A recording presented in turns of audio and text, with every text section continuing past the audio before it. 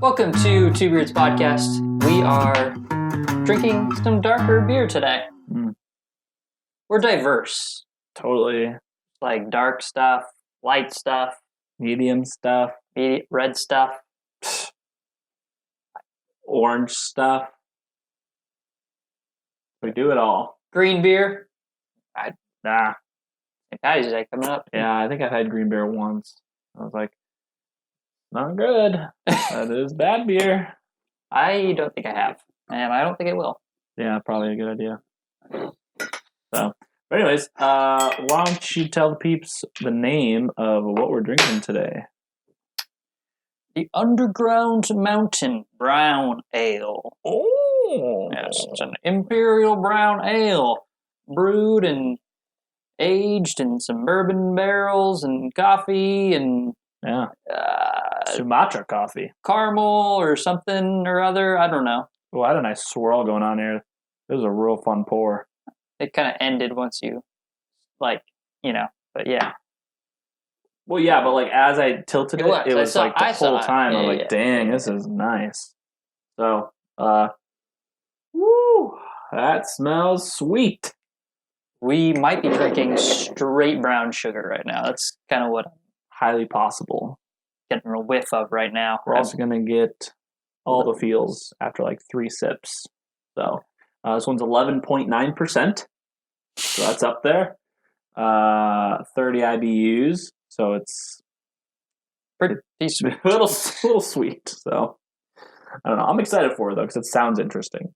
It's from Founders Brewing, by the way, out from his area-ish, kind of. Michigan. Ooh, yeah, that's kind of by you.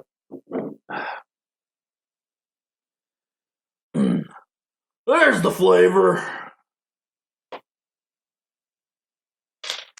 What's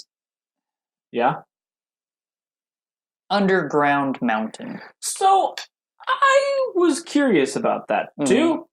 And so there's an answer. Well, I don't know how true this is or if it's like a spiel. Mm-hmm. So like the bat squatch. Right. Bat squatch is true. Yeah, so this might not be. Exactly. Yeah. So let me just read the spiel to you. Mm-hmm. So Underground Mountain Brown is the harmonious drinking experience only achieved when our Imperial Brown Ale, earthy Sumatra coffee, and a year aging in caves below Grand Rapids come together. So, Founders, I do know, has a barrel room or whatever underneath their brewery. I don't know if they mean that or if they literally mean they just went to some caves and threw some barrels in there, or I don't really know. I think they mean a basement. So underneath the brewery where all their barrel-aged shit is? Yep. Yeah. That's how that's kind of what I thought too. Because like Grand Rapids is that area. But the fact they said caves, it just makes it... But like... I don't know. Do they have any mountains in Michigan? No. I don't know. It's basically fucking Canada. I don't know. But I've been to Michigan once. Yeah? I think. For why? Work. Oh. For why? Work. All right. That's fair. I don't know. All right. I can't remember. I can't even remember which trip it was. I've been up to the Midwest a few times. Right. And me too. I can't tell you where anything was and like why I was there for any reason. Like to me, like I could tell you the cities where I was in, but I'm like, I don't know what was in those cities. You remember the Whole Foods in Chicago? Yeah, but I mean, like outside of Chicago, like the work stuff I've done, like because you usually spend a couple days there, right? And I'm like, I don't remember what was there, what I thought. Like, especially on work trips too. Like the only thing you're doing there other than work is like you're getting dinner somewhere, and that's it. Like I remember Detroit, because it's Detroit, and Detroit is very Detroit. And I did go to another memory, Mall of America. I don't know where that's at. Fucking terrible. That's in Minnesota. Minnesota? It's a great mall. Terrible state. Yeah, I didn't even know it was in Minnesota. I had no idea. Yeah, Minneapolis area. There you go. I've been there. Shit city. Like, oh, go to Minneapolis. Oh, friend, here we go. Oh, 2 blocks. It's going. The mall is pretty insane, though. They have a roller coaster in the mall. They do. It's all indoors, dude. It's crazy. Yeah. It's fucking huge. Yeah. I don't know why either. Like, just other than it just like being America, right? Like, why? It's like a thing. I think the biggest mall in the world right now. Oh man. Yeah. Their first drink. It's so sweet. It's so sweet. I wish there was more coffee going on. What are you doing to me? I'm sorry. Maybe the porter after this will be really good then. We shouldn't have filmed this. The audience is gonna be like, man, Levi fucking hates this beer. I mean, okay. It's very sweet. You want to see some good facial reactions? You want to see a good facial? You want to see a good facial? Go to the video podcast if you're on audio, because you'll see me hate this beer. Yeah. And also, my neck is fucked. Yeah, there's that too. Yeah. You're getting there. I'm getting back. You can turn your head a little bit now. A little bit. Yeah, it's better than it was before. Yeah. You having a hard time putting a shirt on earlier. So, yeah. It's rough. But, yeah, it's really, I mean, just, we didn't really say anything yet, but I mean, just kind of first thoughts on this. Like, it is crazy sweet. The coffee is lacking a little bit more than I wish. And same with it tastes the bourbon. Yes, it's very. But the thing is, it's not like a burning bourbony. No, boozy. It's like this. Not. I don't know how to describe it. Because the sweetness is just so overpowering. It's kind of like the aroma of bourbon. The taste aroma of bourbon. Is that a thing? A taste aroma? I'll allow it. Yeah. Yeah, I agree with that. I do taste the coffee. I think the problem it's there. The problem for me is it's not that bad to me, like as far as sweetness. Right. The problem is how thick it is. Oh yeah. I'm drinking like some curdled milk right now. This is fucking molasses in this glass. It is. It's real thick and heavy. Yeah. Like I don't do this kind of beer at all. Right. You venture on to the dark side more often. Yeah. But like even like I'm imagining you're struggling with this a little bit. Yeah, honestly, because it is. It's crazy thick. And it's all bottom end. Like it's just all this like sweetness going on to it. Like there's not a lot of crispness or real bitterness to it. Like that's what I'm saying. Is like I wish the coffee kind of shined through a little bit more to give it a little bit of bitterness or something, a little acidity. Yeah, I'm like trying to like feel where I taste it on my tongue, and it's just like all right here. Yeah, like all the flavors are just like front of tongue, sugar. Ugh. But it's like that feeling throughout your whole mouth. Yeah, it's weird. Yeah, so it's very interesting. I mean, it just coats your mouth with like milk. Yeah, it's very interesting, but it's a lot to take in at the same time. And again, for two guys who just don't drink this kind of stuff too often as well. So. Here we are. 11.9%. It does. It smells very bourbony though. Like, do you have a percentage of beer that's like, or like maybe a range of percentages that's like your ideal? Like most beer can be between this and this. Mm-hmm. Yeah, I think I personally prefer it to be at 6%, like no lower than 6, and preferred no higher than 8. Yeah, I was gonna say mine's 5 to 8. Yeah, 5 to me. I mean, I'm just saying, there's a lot of good like 5.5, 5.6% beers. Definitely. That I'm like, I didn't want to like leave out. I understand that, but so that's what I'm saying too. Is like when I have those beers, I'm like, man, like you wish it had more. Wish it had a little bit more. So it's not that I dislike those beers, but so like that 6 to 8 range is like perfect, like where I can usually get, like I can feel it, but I'm not getting like trashed on it. Also, like typically, it starts changing the taste as well. It does, yeah, right. Like once you get over that 8%, usually you're looking into more of the sweeter, syrupy stuff. Typically, yeah. Not always. Not a hard rule, but very typically. And it makes sense too, because to get more alcohol, you need more sugars. Crazy. So science. Interesting. Weird how that works. Look at us mathing it up or something. I don't know. But yeah, there's not too many, because even IPAs, having a good time there, bud? There's not too many like super hoppy IPAs you find above 8-9% in that range, without it being like a double or a triple and it being too sweet. Yeah. So. Except for 120-minute IPA, not sweet at all. I don't know what I'd say about that beer, other than no thanks. Yeah, what? But I had 2 times. That's too many. Well, it's 1 too many. We actually have a podcast, if you haven't listened to it, on the 120-minute IPA. I don't know when that was, but it's out there. You can find it. Yeah, what did we say? It was like 18-point-something%? They give a range. They say it's in between this and this. Yeah. Good luck, figure it out. Would you prefer to drink this or the 120-minute? Ooh. Head-to-head battle.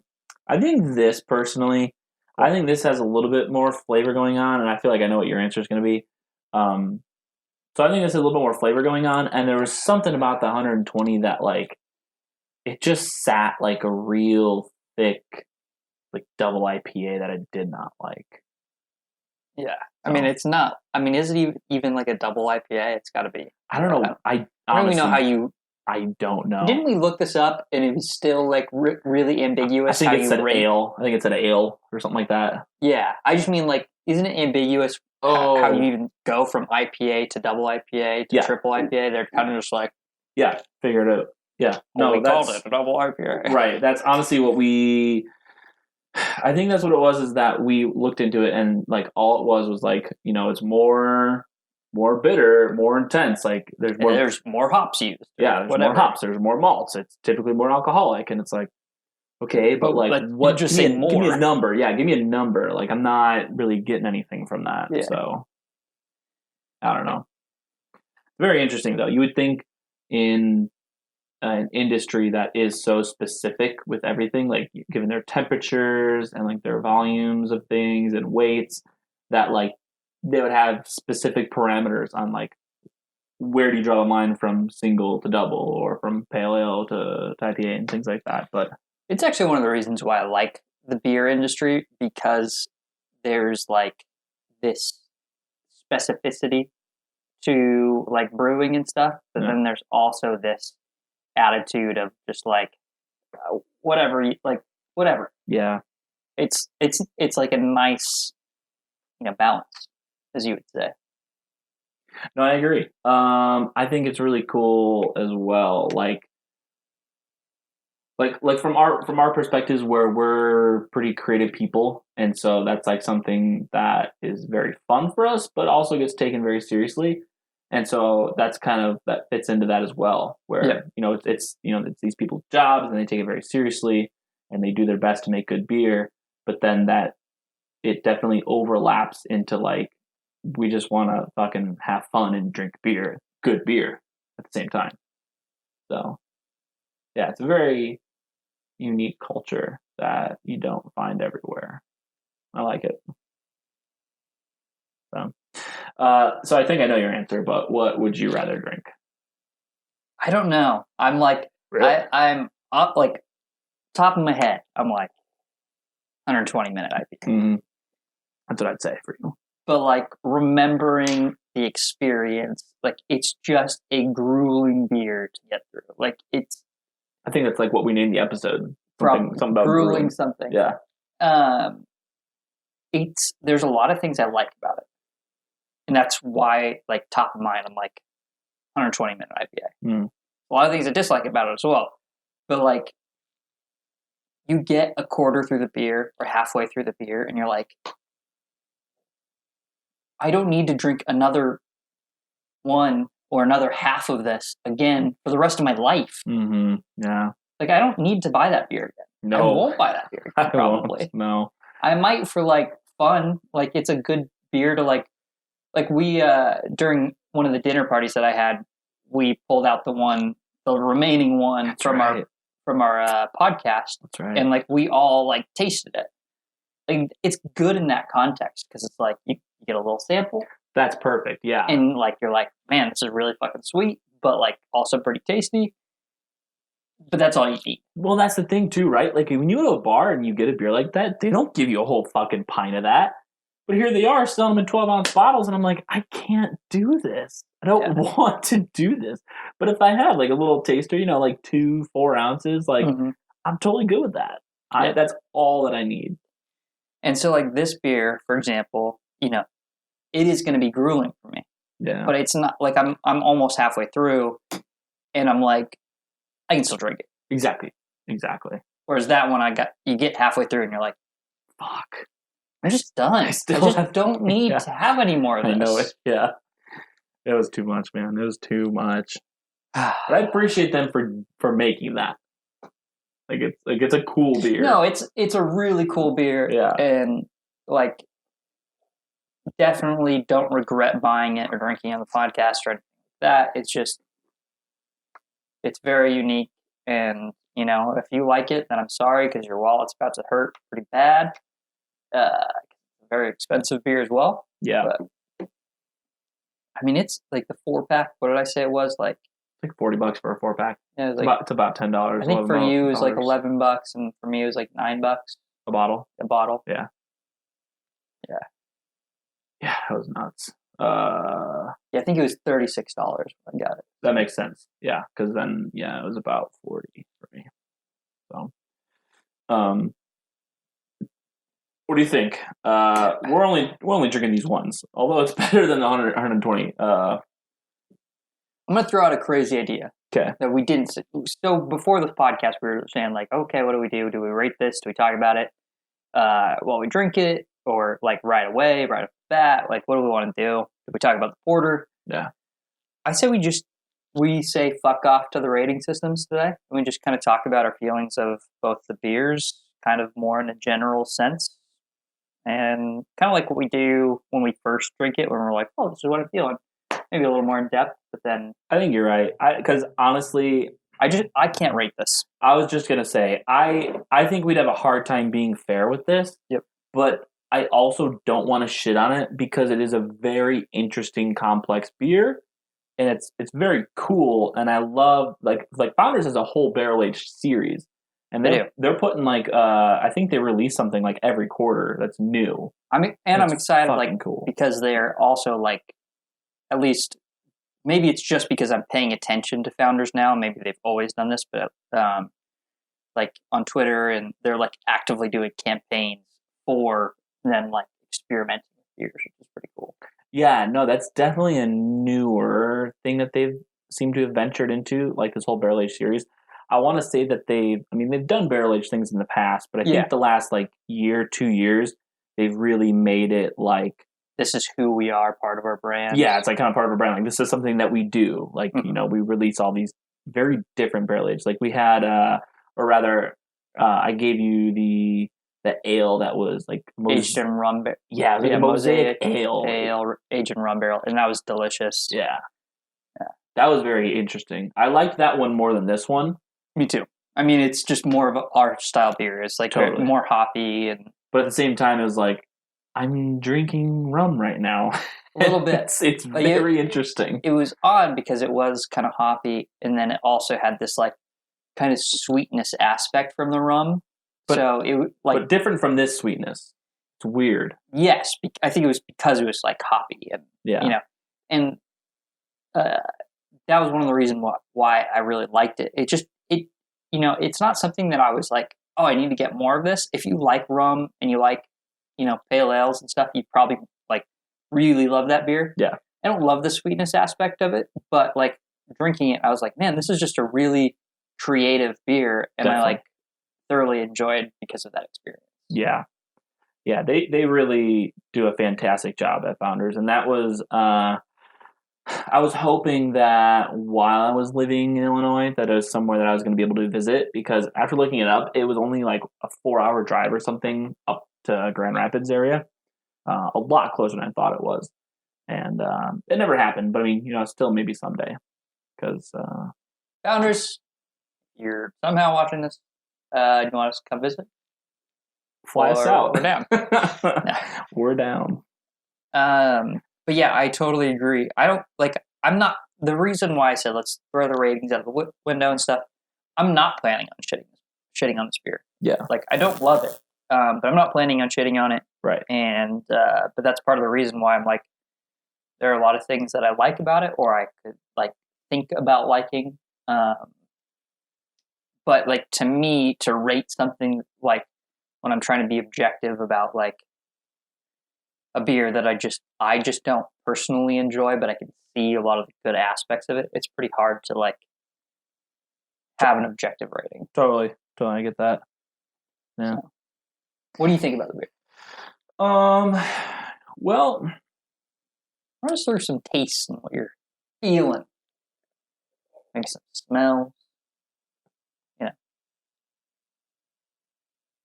Oh. Went down the throat a little too fast. Interesting, you get like a lot more coffee aroma. Yes. Than you do taste. Do me something with your next step. Mm-hmm. Don't take a drink. Take like a nice sip. Swish it around. Really let it bubble up in your mouth. Okay. Until there's a decent amount of foam in there. Should I aerate the sip? Yes. Oh no, you don't gotta do that. Well, I don't know. Maybe. I didn't do that though. You need more than that. And then kind of swallow the foam.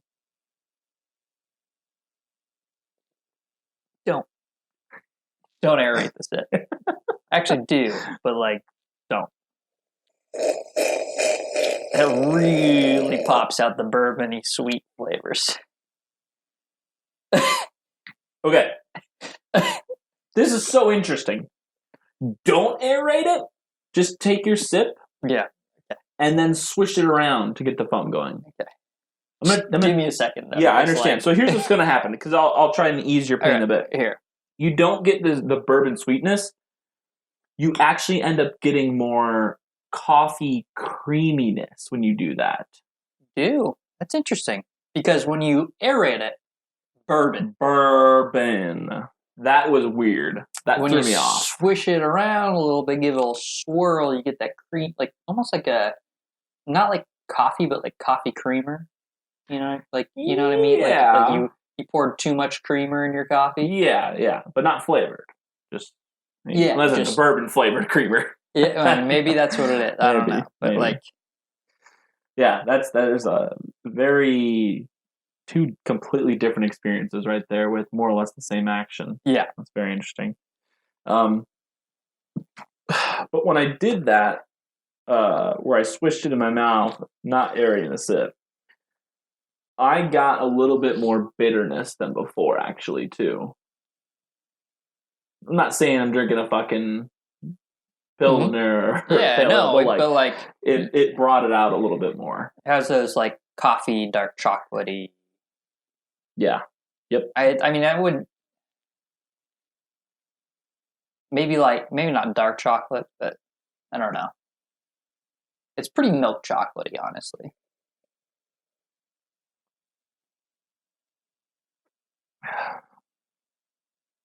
Well, let me throw this out there, like a toned down white chocolate. I don't know. I'm not a chocolate expert. If you sprinkled coffee grinds on it, yes. Like Hershey's cookies and cream, but instead of like Oreo, it's coffee grinds. Yes. Yeah. Then I totally agree.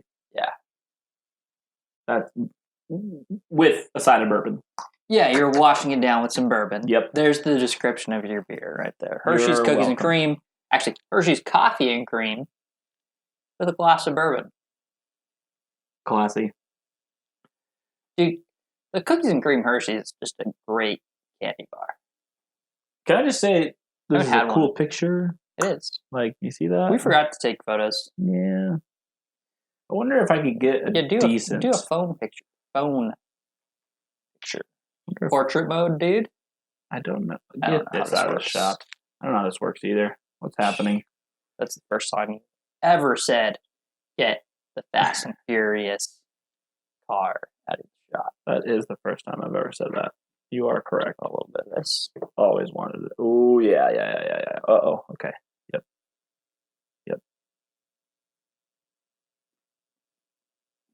I need to stand up. Yeah. Going out of frame. Just doing all of this on... Yeah, you're still in it. Your hairline's out. It's all right. Just doing this on the podcast. All on the podcast. So professional. You know, that's how we do things here. Again, we just... okay, God. We're like the beer industry. You know, there's a lot of things that go on behind the scenes that are very, like, specific and precise. And then Nick and I get in front of camera and we're like, oops. Fuck off. Yeah, I don't know. There's something to be said to not taking yourself too seriously. You know what I mean? Yep. And especially where we work too, I think people do that too often. Yeah, like I think this is pretty like a widespread phenomena within like offices in general. Definitely. Because I see memes about this all the time. Like you sending an email and you're all formal. You're like, "Hello, Mr. Whoever." Per this, regards, blah, blah, blah. And then, like, your manager responds back, thanks, period. Doesn't sign it. Yeah. Doesn't even sign it, yeah. Yeah. And I'm 100% on that side of things. I'm like, there's, like, it's almost like you sending me an email at work and being like, hello, Mr. Parmenter. And I'm like, per your request earlier, I do accept this and will abide by this time. Yeah, and I'm like, reply all, Nick, we run a beer podcast together. You don't have to talk to me that way. Like, fuck off, bud. Come on. Jesus. Honestly. And so I get it to an extent. You want to be professional. Yes, but at the same time, like, sometimes I just think too much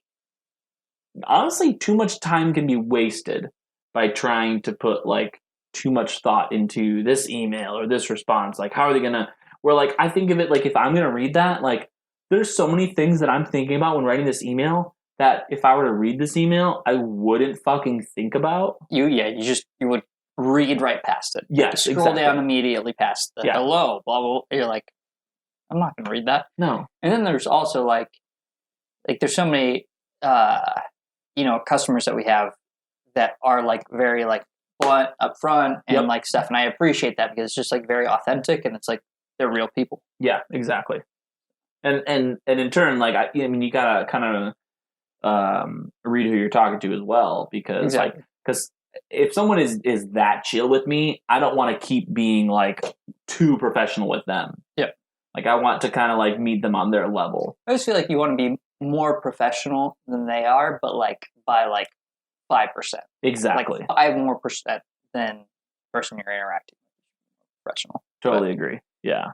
But because you're going to run into people that are like super very professional, like how they operate, and you're like, okay, perfect. Yeah, like I'll meet you right there. Yeah, I can definitely like step up to the plate when it comes to that. But then you're working with fucking Burton Snowboards, and he's like, "Thanks, bro," and it's like, "Cool, anytime, dude."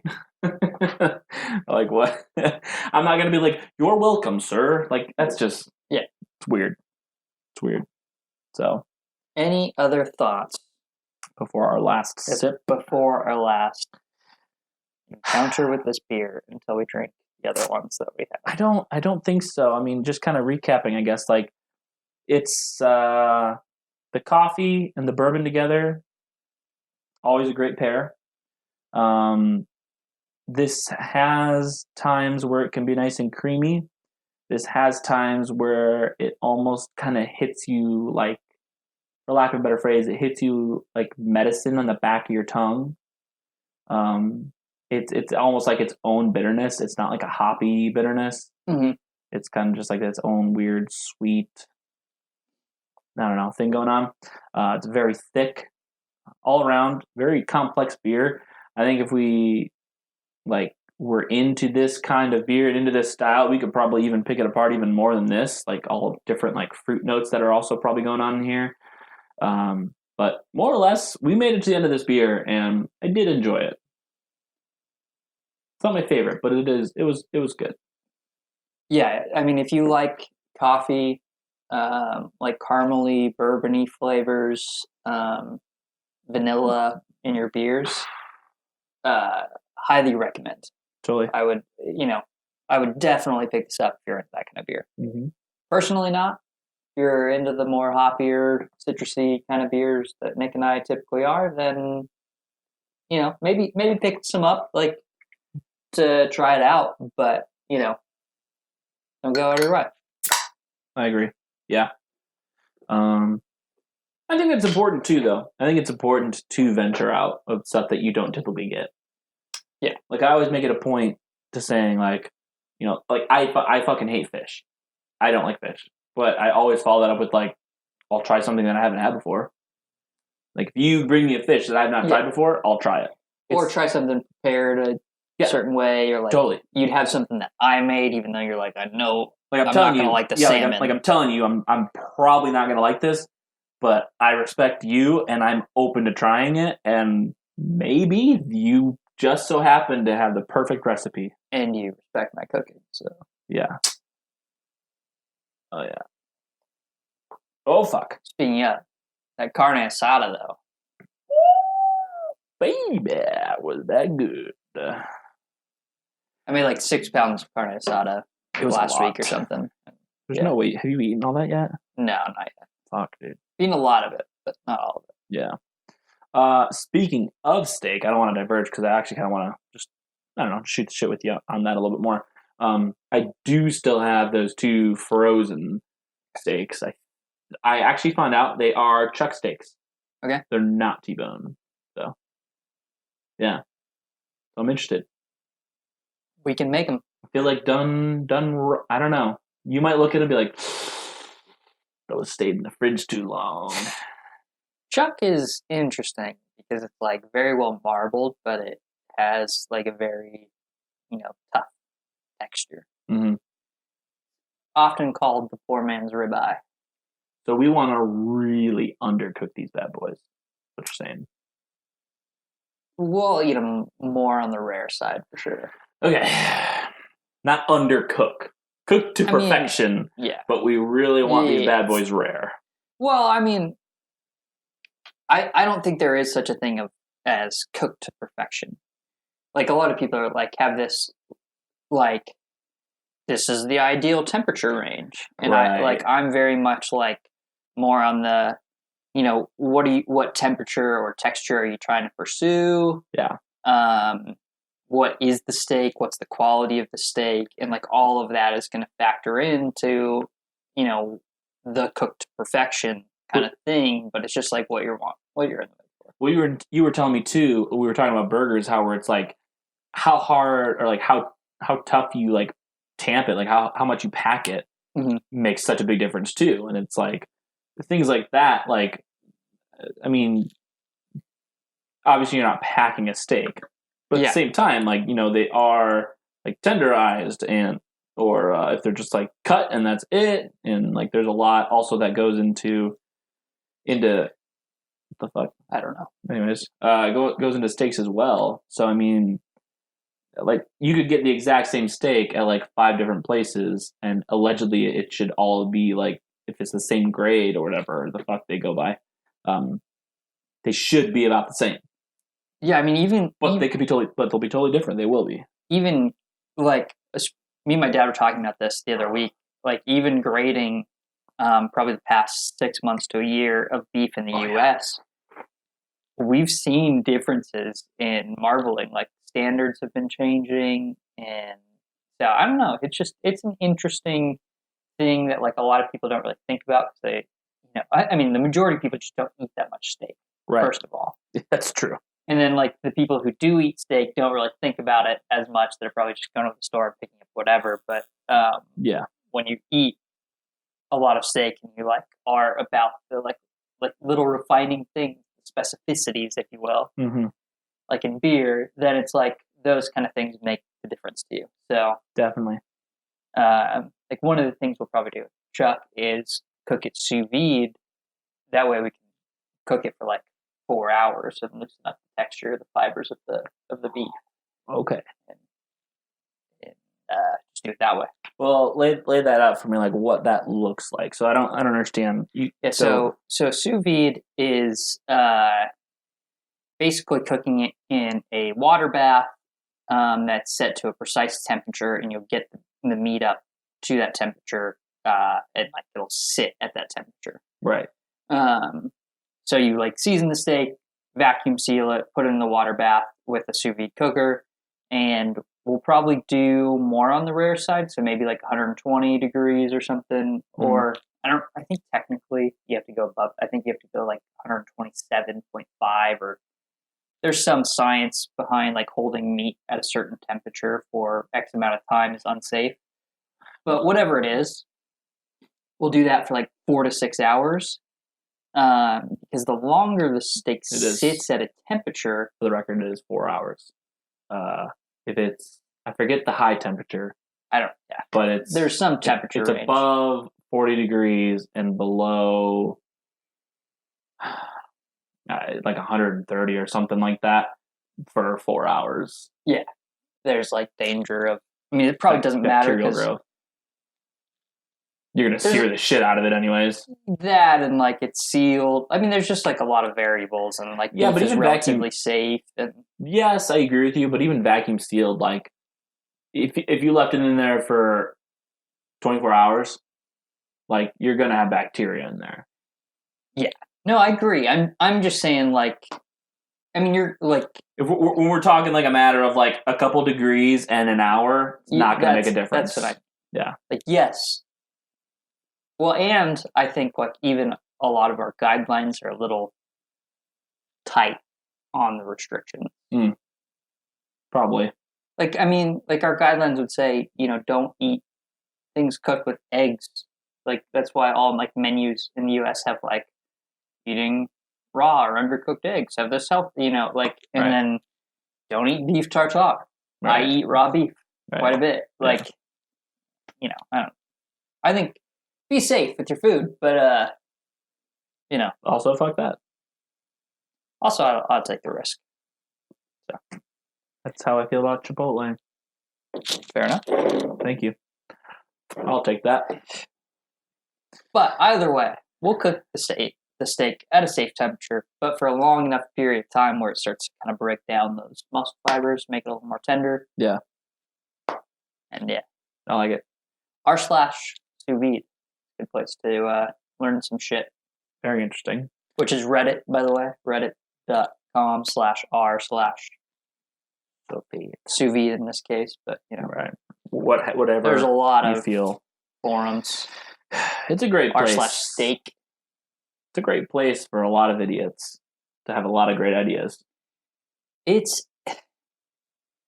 such an interesting community as well, just because it's like, A, it's the internet, but also it has its own rules, man. It has its own rules, and like B, it's just like it's like-minded people, right? On like any variety topic, millions of people, but like in this one topic. Yeah, like it's not like you joining a forum from the early 2000s, like because of this game you were playing. Right. Like it's not just a random thing. It's like a huge audience. Yeah, you literally have people from ages to like a child to a grandpa. Yeah. And like from topics from like sewing up teddy bears to sous steaks to people getting lawyer advice. Like, I mean, it's just like insane. Yeah, it's nuts. So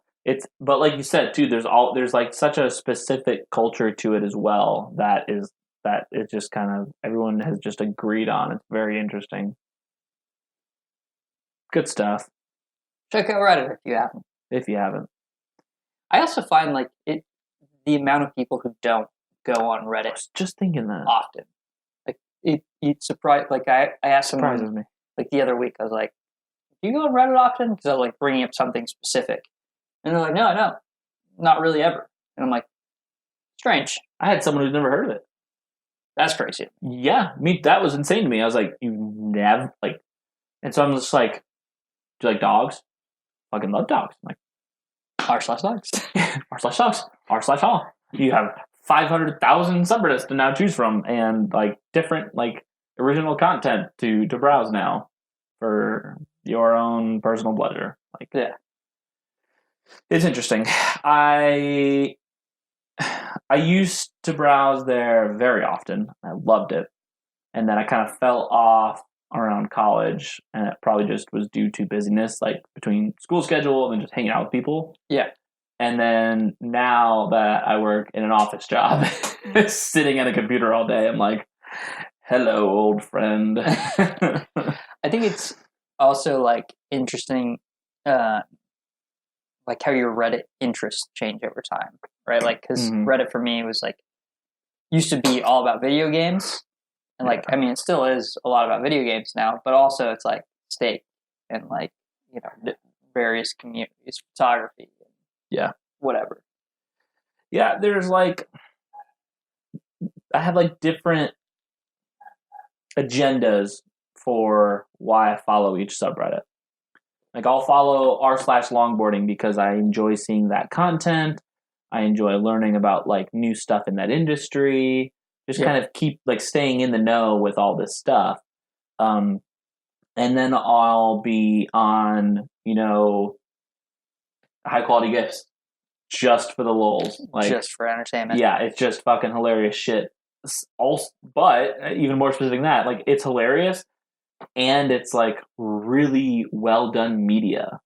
And that interests me too so much. Like that's the craziest thing about Reddit too, is that you have people like in high quality gifts forums that are just like literally spending probably hours of their time working on this 4-second clip. Yep. Like animating shit even, and like, I mean, it's crazy, but it's just like you find people that are just like, this is what I like to do. Yep. Yeah, and it's amazing. It's so cool. Like you said, take 4-second clip taking hours. Yeah. And it's really not an exaggeration because you have to obtain the clip and just render that to be able to and then export it. And then on top of that, like you said, like animating all the different text over it and whatnot and lining it up. And I mean, I've seen people do like animating different shadows for like things they've inserted, and it's crazy. Yeah, they really put a lot of time into it. So it's a cool place that there's just not enough fucking time in the day, dude, because there's so many different like communities on there that I would like to explore more, or even just like find out. Like I feel like there's a lot of communities in there that I would thoroughly enjoy and benefit from nonetheless too, like learn a lot from. I mean, it's like high quality gifts is like, you know, I stumbled upon it like a couple months ago. Right. And I was just like, yo, check this out. Yeah, like they're fucking posting Letterkenny gifts or whatever it was at the time, and I was like, and that's how I stumbled upon it. Right. And then I was like, oh my gosh, this community is like awesome. It's fucking awesome, yeah. It's so cool. What about it? How do you feel about the porter, by the way? So I've had one drink. Okay. I like it more. Not as grueling. Still very sweet for a porter. Like this is we always talk about this, is that porters typically surprise me because they are like kind of that middle ground between IPAs and like darker beers, like stouts and stuff. Yeah. They're usually like a little cleaner tasting, got some hoppiness, got some bitterness to it. I think this is 45, so it's still pretty low. Okay. I thought it was higher, but you said what, 6.5%? It's but this one actually very sweet and got quite a bit of a texture to it as well. Yeah, it does. Like this has way more carb than the last one. We didn't even talk about that, and maybe maybe it's just because it's something that we expect from these kind of beers. I don't know about you, but like when I have like a really, really heavy barrel aged beer like that, like I expect it to be very low carb and almost like liquor-y, like. That's how the Underground Mountain was to me. Like cream. Totally. Yep. Same. Whereas this one, you're like, whoa, like right off the bat, like we got some carb going on here. We've got a little bit more bitterness going on. It definitely still has a heavy sweetness aspect going on, but it really introduced like a couple different aspects that we probably weren't even like thinking about at first. So like, also even heavy texture, just like, I mean, it's not like, it does have a carbonation to it for sure compared to the other one, but it's not like drinking, an IPA or like as far as, crispness or lightness. It's thick. Yeah. 2 C's. 2 C's, 1K, get it right. No, for sure. But it's pretty good. I have not had this beer in a long time. So you've had this one before? I've had this one before, but it's been a long time. We haven't talked about it. But this is the Founders, again, porter, dark, rich, and sexy. Yeah.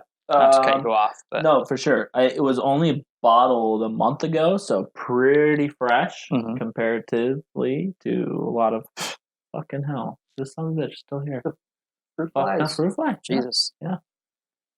Props to him. I don't know what he's eating, but pours silky black with a creamy tan head. The nose is sweet with strong chocolate and caramel malt presence. No absence of hops gives Founders robust porter the full flavor you deserve and expect. Cozy like velvet, it's a lover, not a fighter. Actually, that's a really good description. That was like one of the best descriptions. Fucking hell. Jesus. Descriptions of a beer I've heard from a brewery. Usually they get a little bit too in depth and kind of like try to like pick too many weird notes out. It does a little bit, but like the last 3 bits, the cozy like velvet, it's a lover, not a fighter. But it's also just a very simplistic idea at the same time. You know what I mean? Yeah. So it's like they really well done. Yeah, good job. You done did it. So pretty solid porter. Like you were saying, a little sweeter than others we've had. What was it, Bell's Porter that you actually kind of enjoyed? I think so. That was a little bit more on the hoppier side than the sweeter side. Yeah. Yeah. And I think we've had a couple different porters on the podcast. Like you had the smoked porter from Alaska. Yeah. Alaska Brewing. Yeah. I think maybe I had Bell's on here. I don't know. You sent me a couple different porters. Oh, we didn't drink it on here, but yeah, I sent you Revolution's Eugene Coffee Porter. Yes, I did like that. I did enjoy that. Yeah, on top of being like fresh, like that was a good beer, and holy fuck. Damn. Well, yeah, and they also use, they don't say on this barrel-aged beer, they just say it's Sumatra coffee. They don't say like from where or anything. Yeah. Revolution was very quick to point out like, hey, like we got our coffee from, Dark Horse, like coffee company or whatever they're called. So just kind of like laying out that like this is our partnership with them and saying like, yeah, this beer is good, but also like props to Dark Horse or not Dark Matter. Dark Horse. Dark Horse is in San Diego. Dark Matter is Chicago. Dark Matter coffee. And that's a fantastic beer. I think their normal Eugene Porter is very meh, but when with the coffee, it's definitely up there, worth a buy for sure. So, coffee is such an interesting blend to alcohol. Like, I mean, just because like caffeine and alcohol, obviously, but also, just taste wise, like coffee goes in so many different directions. Like I always think like I've done like I've infused whiskey with coffee before, and that was a really interesting experience that I would not do again. If I was going to do it again, I would brew the coffee first to get a lot of the caffeine out. Because I mean, it was like it was like whiskey brewed with coffee, almost like it was like you took a shot and you're like. Well, people do the Irish coffees very often. Was that like the coffee and Baileys or whatever? Yeah, like that's very common. But yeah, coffee is unique in the sense that it's honestly like, dude, there it is. It's right on your fucking bottle. Oh shit, asshole, fucking dick.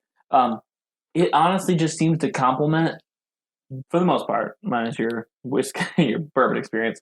It seems to pretty much complement anything you put it with. Like exactly. Like I think like you have it like complements sweet things. Yeah, and complements dessert, bitter things. Yeah, like you put like having like a very sweet thing. Like you take a bite of that, you're like, oh, it's very sweet. Drown it with like a nice hot cup of coffee. You're like, this just like levels it perfectly. Like Elizabeth and I, when we go to the farmers market on Saturdays, the coffee place that we go to has great cinnamon rolls. It's like cinnamon roll, super sweet, coffee, delicious, fucking perfect pair. Throw it in some beer, like what? Like that is such a weird concept. Like if you're thinking, like just thinking to yourself, like your typical, like if you think beer, like probably one of the first things you think is like this lighter beer. I know a lot of people probably think like Miller or Bud Light is like their first like thought when you say beer. Yeah. Pairing coffee with that, you're like, what the fuck? But you know, with the right style of beer, like a porter or something, it just fucking works.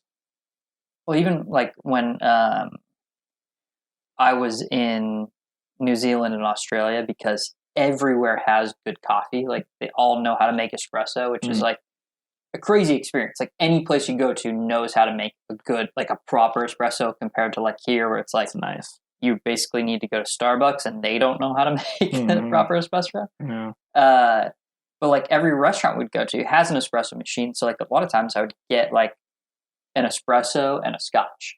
Like sounds like a weird combination when you go from like cinnamon roll and espresso, but like you're like, I could see that too, like smoky, like peaty scotch and espresso. Like that'd be good too. Fuck yeah, dude. Fuck yeah. It's just interesting because like even coffee has like its own unique flavors in it. Like you and I went to Manifesto Coffee here in Tacoma, and I was saying like, man, this espresso has very like, did I say date? I think it was date, like date flavor. Like it's a very like dark berry flavor. Yes, yeah. Like on the sweeter end. It blows me away. Yeah, there's so much that goes into it, and it's something that well, something that I've been super lacking on, but at the same time, both of us like having other people on our podcast. I would just love to have my friend Cameron on, where he has been like in the coffee industry. You've been talking about it forever. I know, that's what I'm saying. So it needs to happen. I know, that's what I'm saying. But he knows the ins and outs of the coffee industry. Like he's worked in a coffee shop, he's managed a coffee shop. He knows, like, we will judge him. We shall judge him where he standeth. But seriously, under the mountain.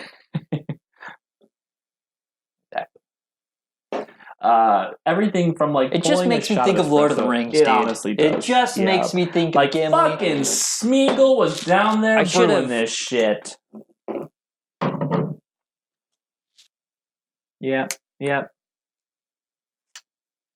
I want you to. I wanted to. I think it'd like, probably break it. It probably would just break, which would be a great podcast, but also like shitty for me. Yeah. Like I wanted to just get stuck, barely, just like here, just like. But in my axe. Yeah, but what's more likely going to happen is just going to break the and it's just not an axe. Like it just doesn't have the gravitas. Yeah.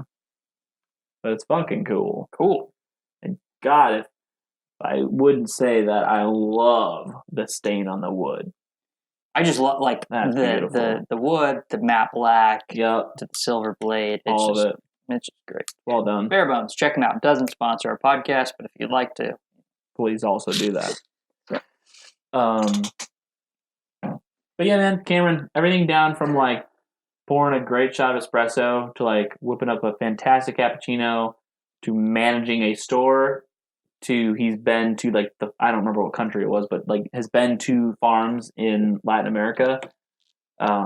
Just a very knowledgeable dude.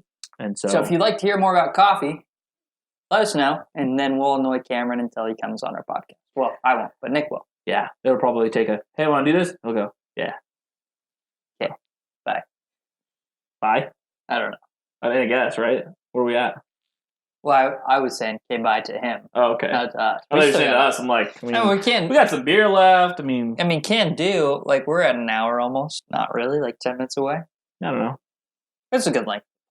It's pretty solid. We should probably wrap it up. Honestly, do you have anything else? I don't. Let's wrap up our final thoughts on the taste of the beer, and then just, Yeah. That's a good idea.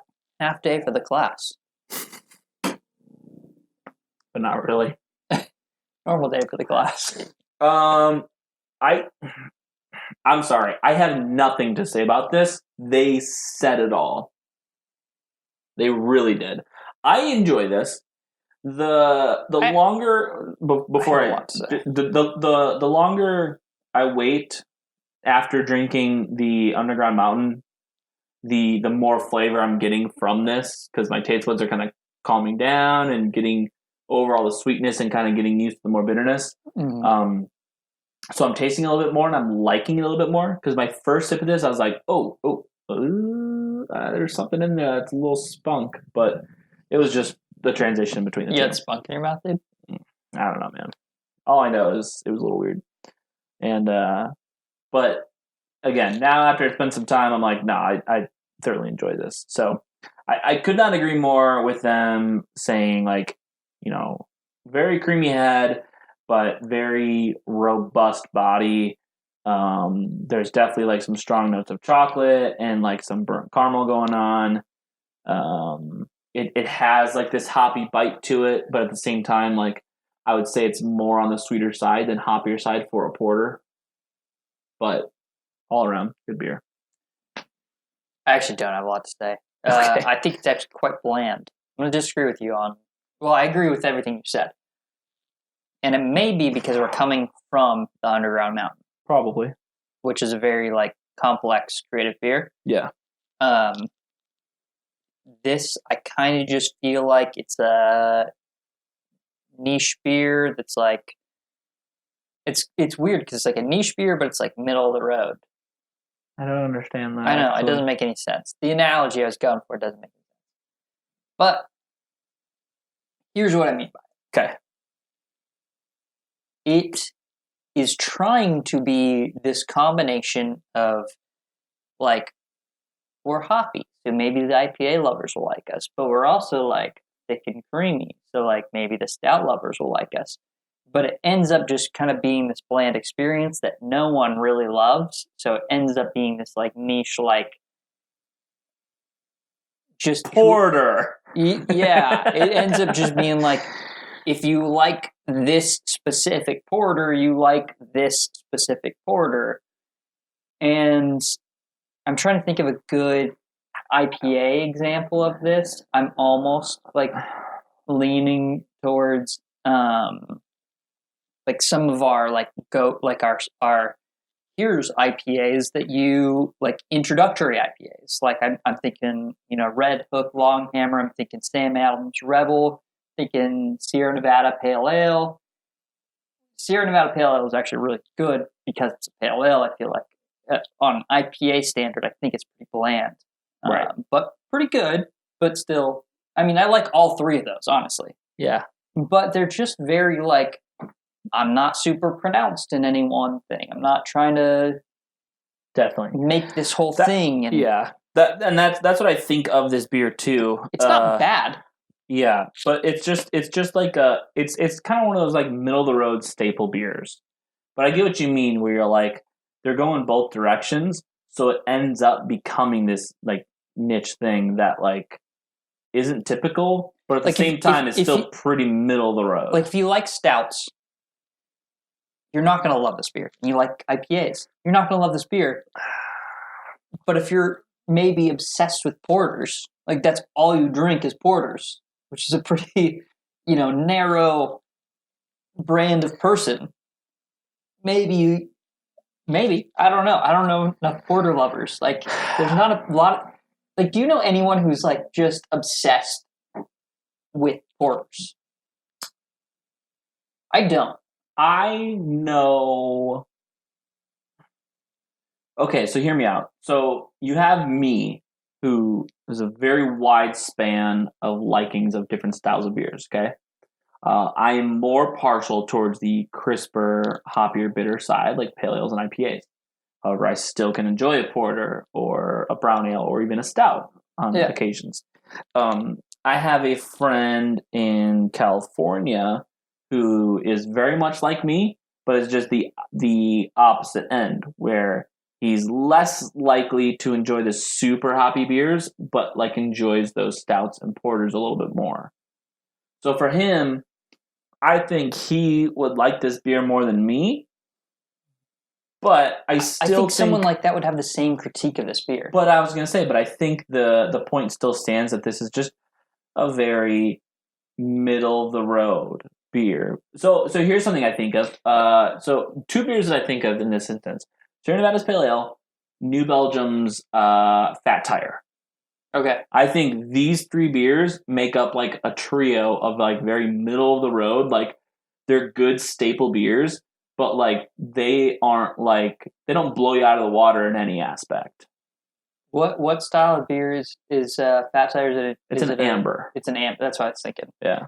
So like, if you love ambers, you're probably drinking New Belgium Fat Tire and you're thinking, meh, it's fine. Totally. If you love pale ales, you're probably drinking Sierra Nevada Pale Ale and you're like, it's fine. Good. It's fine. If you love porters. You're probably thinking, good. Fine. Yeah. It's just, you need those beers. No, absolutely. So. Like, and we buy those beers. Yeah, like you said, it's not bad. Sierra Nevada Pale Ales. I'll buy that today. You know, it's a good beer, and I drink it. But to me, I just wish it had a little more something.